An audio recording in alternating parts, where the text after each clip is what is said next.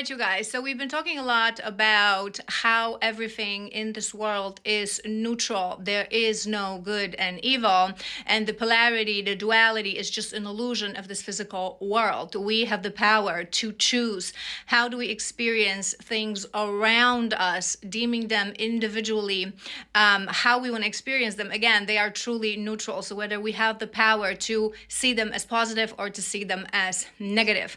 And someone asked me, if that's the case, how do we remove the polarity? How do we remove the duality? And here's the thing.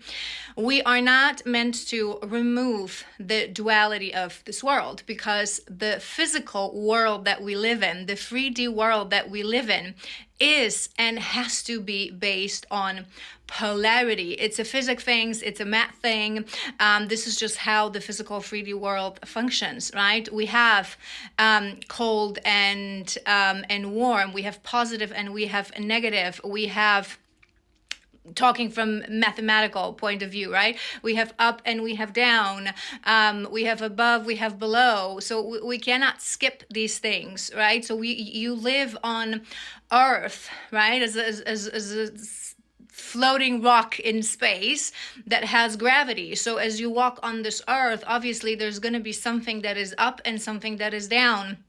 There's going to be your south, there's going to be your north. But here is the thing.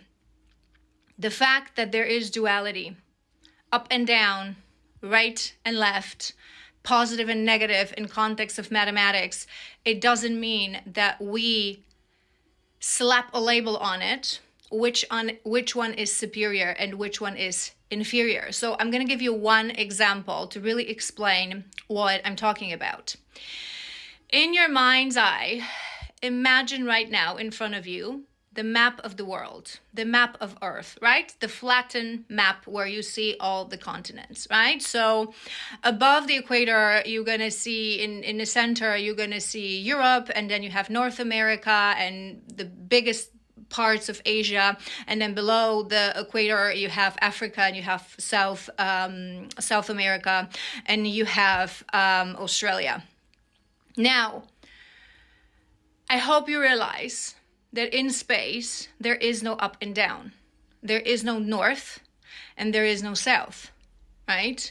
So the fact that specific countries are up, and one specific continent is in the center, it's a white man invention. It's conditioning. It could have been other way around. There is no up and down. What you're talking about? It's a sphere that floats right around the sun. So that is what I'm talking about. Yes, we agree that if we want to visualize it, we have to flatten it on a surface, right? And something is going to be up and something is going to be down. And to help the navigation, we have to invent what's going to be north and what's going to be south. But there is no north and south, right? It's a man-made, again, white man invention that Europe is above and it's in the center. And it's not just a coincidence, because this is how our physical mind operates. We are programmed to think that what is above is superior, that what is up is superior, that what is north is superior, that what we look at the level of our eye is superior, right? So think about the map. Every time someone tells you that something is right and something is wrong, that's the only thing that we need to remove, not the duality itself, but the way of thinking. This is the whole base of New Earth. We want to train our children not what to think, but how to think. We want to train our children so when they see the map, they have enough knowledge to question why the hell the Europe is on top? Why the hell North America is North America? Why isn't that on the bottom? Let's flip that, because it doesn't really matter who invented that, who says that, right? That's the illusion that we need to remove. So talking from a spiritual point of view, self-work point of view, we don't even realize how 90% of everything that we think on what is right and what is wrong is religion-based, culture-based, society-based, white men-made based, okay? And we don't even realize that. So next time someone says to you, you got to go to university. Why? Who says that? Who invented this rule, right? Or, I don't know, you shouldn't be jealous. Who invented this rule? Who invented this rule? Jealousy, it's an emotion. We can embrace it just as we embrace love. It shows us something within us that we're not realizing, right? The thing is that obviously everything in this physical world has a vibration, lower and higher. Again, semantics, labels, we have to use words to communicate. So we call it higher, we call it lower. But in reality, it's our mind that thinks that the higher is superior than the lower. In reality, it's not. It's just your choice. What do you prefer? If you prefer, and that is your choice, to live in a world of envy, of jealousy, of comparison, of competition, there's nothing wrong with that. It is your life to live. It is your experience to live. It's about having a free choice. It's about understanding it exactly same as we do shadow work. I teach you guys as we do shadow work that your shadows, they're not negative, they're not the demon, they're not the devil. That's how we sort of present it, right? But it's only because through slapping a negative label on it, we suppress it into our subconscious mind. So through neutrality, we bring it all into the awareness. We bring it all to the conscious mind. It just is. And now it's my choice. Now it's my choice. I prefer not to experience that. So when we talk about new earth, old earth, we're not saying that the old earth, so the earth ruled by, again, a white man who wants to harvest our energy, who wants us to be slaves to the program and thinks that we have free will to do what we want to do. But in reality, we're programmed via TV, celebrities, politicians, and the propaganda that we're being fed with in school since childhood, that this is actually freedom of choice. We're not being taught to question. We're not being taught to question. We're being taught to obey.